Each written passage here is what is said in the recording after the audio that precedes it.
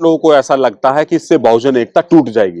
तो मैं ये कहना चाहता हूं, अगर सरकार को सुप्रीम कोर्ट को इतनी ही चिंता है तो जैसे वो ईडब्ल्यूएस के लिए 10% लेके आए थे, वो पार्लियामेंट में एक्ट बनाए या संसद में सुप्रीम कोर्ट दे, अलग से 10% दे दे जो पीछे रह गए हैं। देखिए क्या है, जब ये अक्सर ऐसा होता रहा है, जब जब बहुजन समाज किसी बड़े मुद्दे की तरफ चलता है तो उसको रास्ते से भटकाने के लिए, लोगों के अंदर द्वेष पैदा करने के लिए सरकारें कोई भी रही है 1950 से लेकर आज तक, वो उनको मार्ग से भटकाने का काम करती रही है।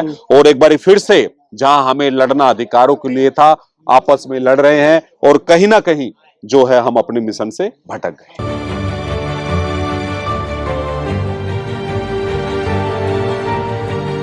साथियों नमस्कार, बहुजन मीडिया देख रहे हैं आप, और मेरे साथ प्रोफेसर डॉक्टर रवि हैं। दिल्ली विश्वविद्यालय के वो प्रोफेसर हैं, और जिस तरीके से वो अपनी बातें पिछले दिनों आपने उनको चाहे तो 9 अगस्त का जो जंतर मंतर पर प्रोटेस्ट था, उससे पूर्व में भी बहुत सारी सभाएं हुई थी उस मामले को लेकर, और या फिर आपने भारत बंद का माहौल देखा। अपनी बातें बड़ी प्रमुखता से रखी। रवि जी, नहीं लगता कि ऐसे समय में जिस स्थिति पर या पर जिस पोजीशन पर आप हैं जी, डर नहीं लगता है? देखिए मनोज जी, जिंदगी में अगर आपको कुछ करना है जी, तो सबसे पहली चीज हमें जो अपने दिल से दिमाग से निकाल देनी चाहिए वो है डर। अगर आपने डर निकाल दिया तो आप जिंदगी में जो भी चाहते हैं आप उसको हासिल कर जाओगे। हजारों की संख्या में सांसद विधायक हमारे हैं जी, लेकिन वर्तमान में उनके मुंह में दही जमी बैठी है, और एक आप प्रोफेसर की जमात है जी, सरकारी कर्मचारी हैं, आप उसके बावजूद भी खुलकर मतलब सरकार का विरोध कर रहे हैं। जी।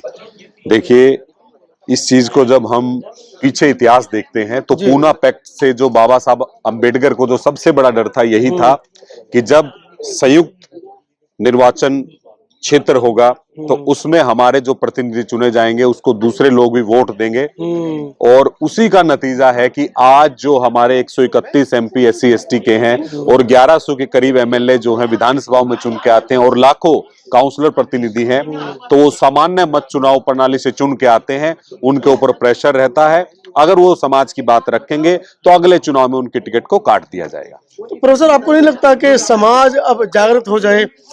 दो भारत बंद कर चुका है लेकिन अधिकार फिर भी मांग रहा है, और खास करके अब तो वर्गीकरण के वाले मामले पर लेकर अनुसूचित जाति को वर्गों में बांट दिया गया।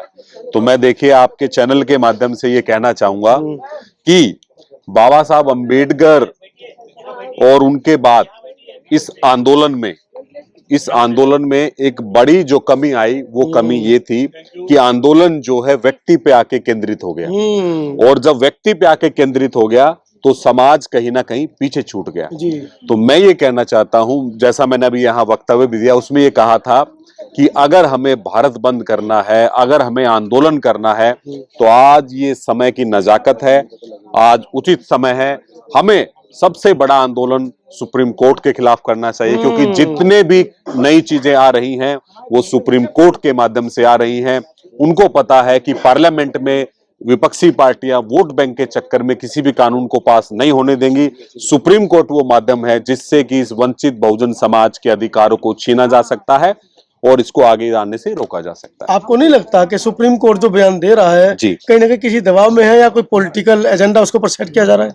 देखिए, मेरा ये मानना है कि आज ही नहीं, पहले भी अगर आप 1950 के बाद से देखते हैं तो आप अगर एक निष्पक्ष रूप से अगर आप ध्यान दें तो जो इलेक्शन कमीशन ऑफ इंडिया है, सुप्रीम कोर्ट ऑफ इंडिया है, आप उस पे देख सकते हैं कि जो सत्ता में जो पार्टियां उनका कितना प्रभुत्व होता है। इमरजेंसी के दौरान में आपने देखा होगा कि सुप्रीम कोर्ट किस तरीके से अपने जजमेंट दे रहा था।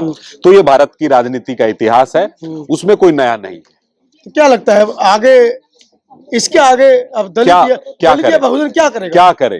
तो मैंने अपने वक्तव्य के माध्यम से ये अभी बताया था कि, और ये बात मैंने पिछले दिनों पिछले दिनों मैंने एक लेख भी लिखा था, और वो लेख बड़ा चर्चित भी हुआ है देश में, देश भर से मेरे पास उसको लेके फोन भी आए कि बहुजनों में मोहब्बत की दुकान होनी चाहिए। और आज ये समय की मांग है। अगर बहुजनों में मोहब्बत की दुकान नहीं खुलेगी तो हम ना तो अधिकार ले पाएंगे, ना आंदोलन लड़ पाएंगे, और बाबा साहब का जो मिशन है कहीं ना कहीं वो बिखर जाएगा। तो सर कहाँ, मतलब मोहब्बत की दुकान कहाँ है? 21 तारीख का भारत बंद था, जी जी 20 तारीख को हमारे छोटे भाइयों ने भारत बंद किया जी, नहीं उसका विरोध किया। विरोध में वही अब 11 तारीख को चंद्रशेखर ने सरकार घेरने का निर्णय लिया है, वहीं 10 तारीख को उन्होंने अपना एक आमरण अनशन कर दिया है, सत्याग्रह। तो कहीं ना कहीं दोनों भाइयों में लड़ाई हो गई। ये देखिए जी, लड़ना हमें था दुश्मनों से, दुश्मन से, लड़ना हमें था अधिकारों के लिए, और लड़ हम आपस में रहे हैं। तो इस लड़ाई को खत्म करने की जो जिम्मेवारी है वो जिम्मेवारी है बुद्धिजीवी लोगों की, साहित्यकारों की, सामाजिक कार्यकर्ताओं की, मीडिया के बंधुओं की, कि वो आपस में बैठाए, टेबल टॉक हो, चर्चा हो। जब चर्चा होगी तो एक दूसरे के प्रति जो जहर भरा हुआ है सुप्रीम कोर्ट के जजमेंट के बाद वो बाहर आएगा। और मैं आपके चैनल के माध्यम से कहना चाहता हूं कि जो भाई पीछे रह गए हैं, जिनको ये लगता है उनको अधिकार नहीं मिले, जिस तरीके से 2019 में सरकार ने ईडब्ल्यूएस का वो लेके आई थी 10%, मैं ये कहना चाहूंगा प्रोफेसर साहब, ईडब्ल्यूएस की जब चर्चा हुई है जी, तो छोटे भाइयों की तरफ से बयान आ रहा है कि 51.5% आरक्षण होने के बावजूद ही 10% ईडब्ल्यूएस आया। जी आया। किसी ब्राह्मण ने, क्षत्रिय ने, वैश्य ने उसका विरोध नहीं किया। लेकिन अब ऐसी क्या परिस्थिति है कि वर्गीकरण के नाम पर बड़े भाई विरोध कर रहे हैं? ये बहुत बड़ा टॉपिक ये एक विषय, मैं इसमें आपको बता दूं कि जो ईडब्ल्यूएस है वो विद इन ओपन कैटेगरी आया था, उसमें कोई क्लासिफिकेशन की बात नहीं थी।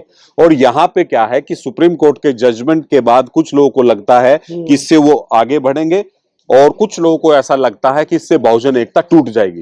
तो मैं ये कहना चाहता हूं, अगर सरकार को, सुप्रीम कोर्ट को इतनी ही चिंता है तो जैसे वो ईडब्ल्यूएस के लिए 10% लेके आए थे, वो पार्लियामेंट में एक्ट बनाए या संसद में सुप्रीम कोर्ट दे, अलग से 10% दे दे जो पीछे रह गए हैं वंचित समाज के लोग। अच्छा, इस पूरे मामले में कोलोजियम सिस्टम है, ये सब छुपे हुए हैं। जी देखिए क्या है, जब ये अक्सर ऐसा होता रहा है, जब जब बहुजन समाज किसी बड़े मुद्दे की तरफ चलता है तो उसको रास्ते से भटकाने के लिए, लोगों के अंदर द्वेष पैदा करने के लिए सरकारें कोई भी रही है 1950 से लेकर आज तक, वो उनको मार्ग से भटकाने का काम करती रही है। और एक बार फिर से जहां हमें लड़ना अधिकारों के लिए था, आपस में लड़ रहे हैं, और कहीं ना कहीं जो है हम अपने मिशन से भटक गए। ऐसे में बुद्धिजीवी वर्ग, क्योंकि आप प्रोफेसर हैं जी, उस बुद्धिजीवी वर्ग का अंग भी है जी, तो ऐसे में छोटे भाई, बड़े भाई, जी, चमार, वाल्मीकि, धानुक, खटीक, इन सब के लिए आप क्या कहना चाहिए? मैं ये कहना चाहता हूं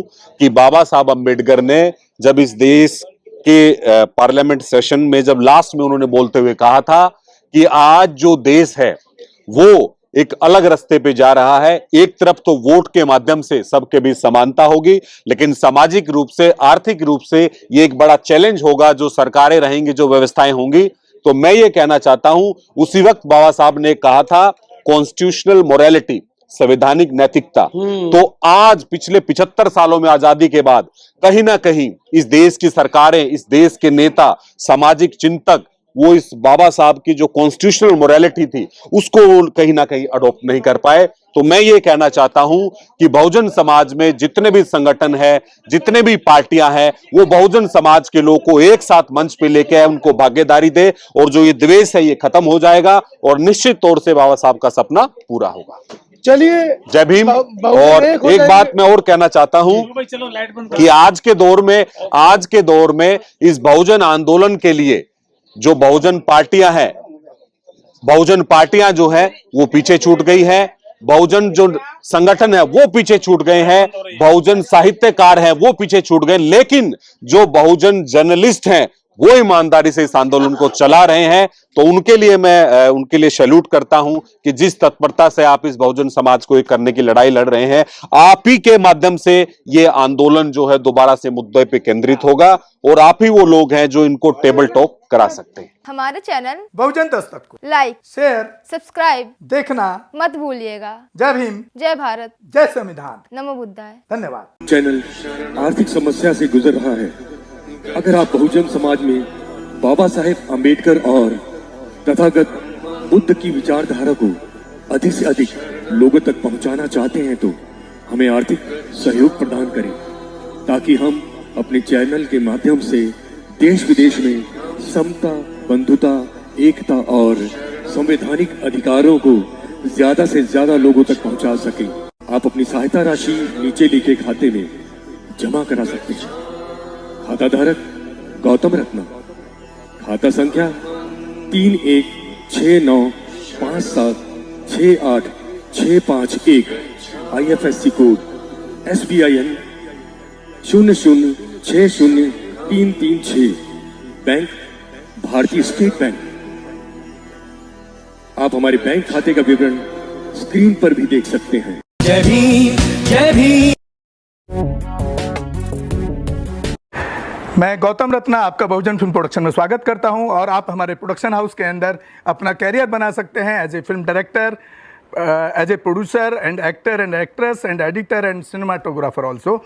अगर आपको फिल्म से रिलेटेड कुछ भी प्रोजेक्ट आपको बनवाना है तो हमारे पास में पूरा सेटअप है, जिसमें फिल्म कैमरा है, शूटिंग लाइट्स है और एडिटिंग है। सारा A to Z एक ही जगह पर आपको हमारे यहाँ पर मिल जाएगा। तो दोस्तों, आप हमें कांटेक्ट कर सकते हैं हमारे नंबर्स पर 9810085714 और 8510005714। हमारे वेबसाइट पे विजिट कर सकते हैं www.filmserviceindia.com और हमें मेल भी कर सकते हैं gautamfilmsproduction@gmail.com पर। धन्यवाद।